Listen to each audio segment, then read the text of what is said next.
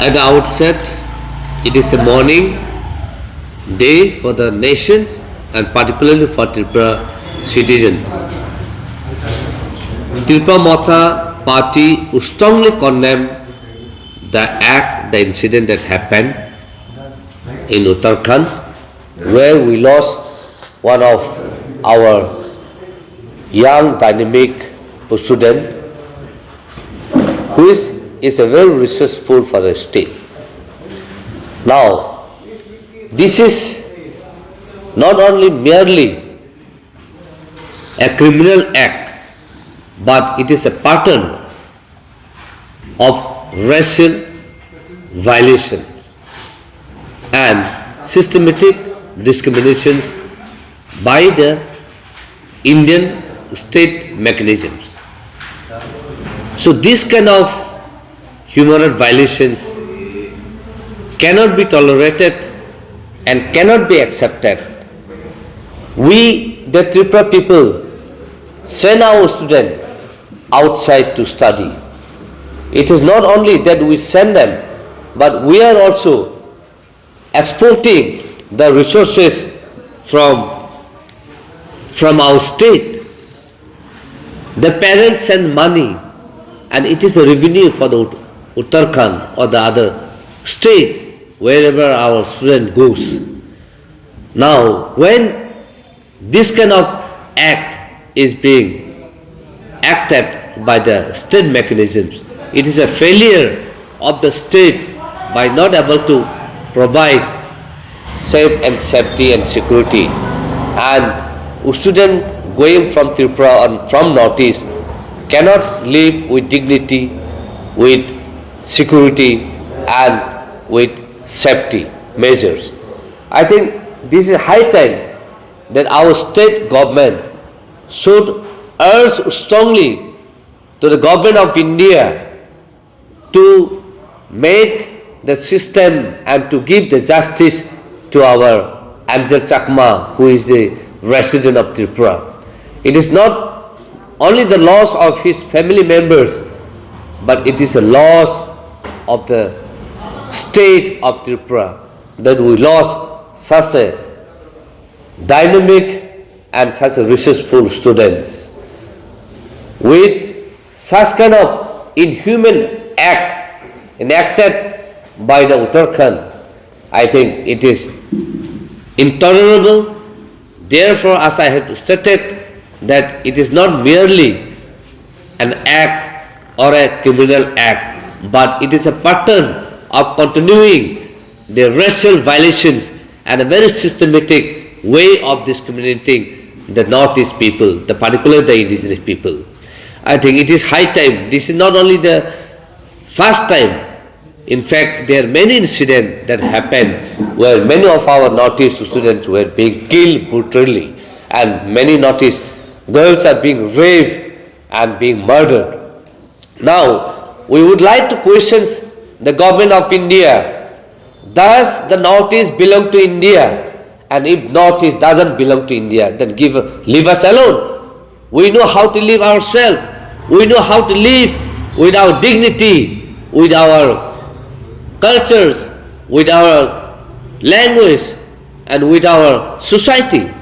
But today, as we claim as citizens, being Indian citizens, we send our students outside other state to study. But the way that our students are being treated in an inhuman way, so this is totally grossly violations of human rights and violations of Articles 21, because no one has a right to take the life. And now the system may say, or system may try to excuse itself by trying to award 25,000 to find out the perpetrator. Now my question is that what kind of systems that the country is having when you cannot even ensure the safety measures and makes the citizens to live with dignity, with the security.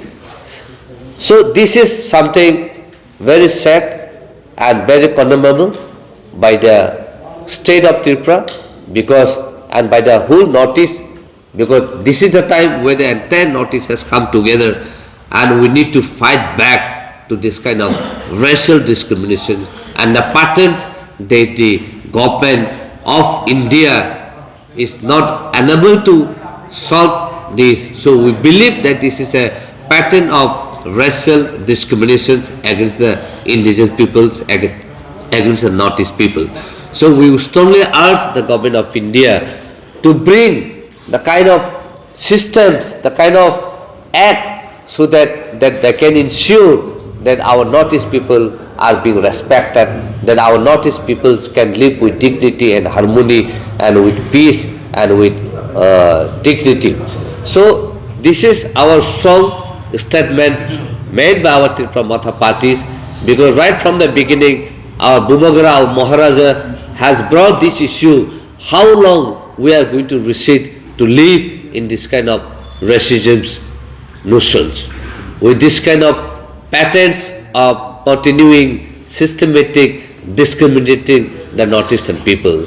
It is high time that we should urge the government of India. Once again I would like to emphasize, and once again I would like to state that if you cannot ensure the life and safety of the Northeastern people, then what are you going to do to us? I think this is a big question to be asked.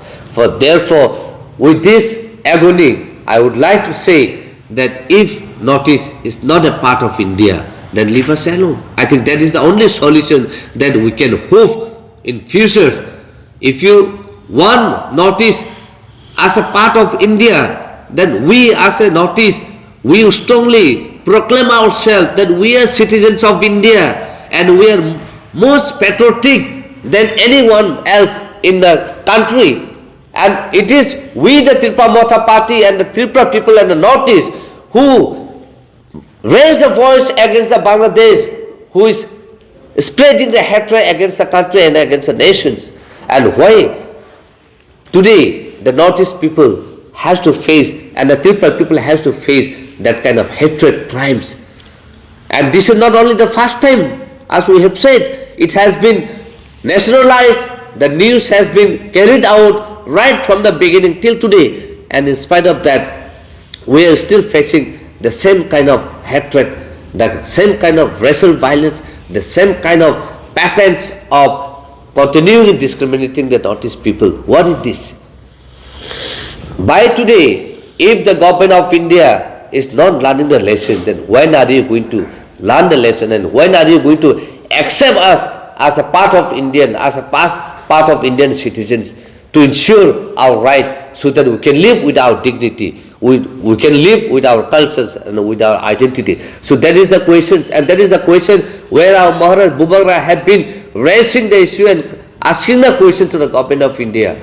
For that reasons, we urge the government of India that it is high time bring out the resolution or bring out an act so that the Northeastern people can be safe. And as we knew, under the ST Atrocity Prevention Act 1989, some compensation has given, but that compensation is not enough. You cannot measure the life and the kind of labor that the parents of Angel Sakuma has given to his son Angel Sakuma till his death. I think it is high time, and we urge the government of India that Angel Sakuma parents should be compensated with minimum 5 crore so that they can at least look after their family and his second sons to carry out his study. With the kind of imaginations and with a kind of high expectation, the Angel Sakuma father, who is serving as a country security personnel into a BSF, has been dedicating his life, dedicating his entire life and security to the nation, and in spite, today he is getting this kind of result, this kind of outcome, this kind of fruit, where he has to go to the Uttarakhand and see his son into such kind of motions and such kind of actions.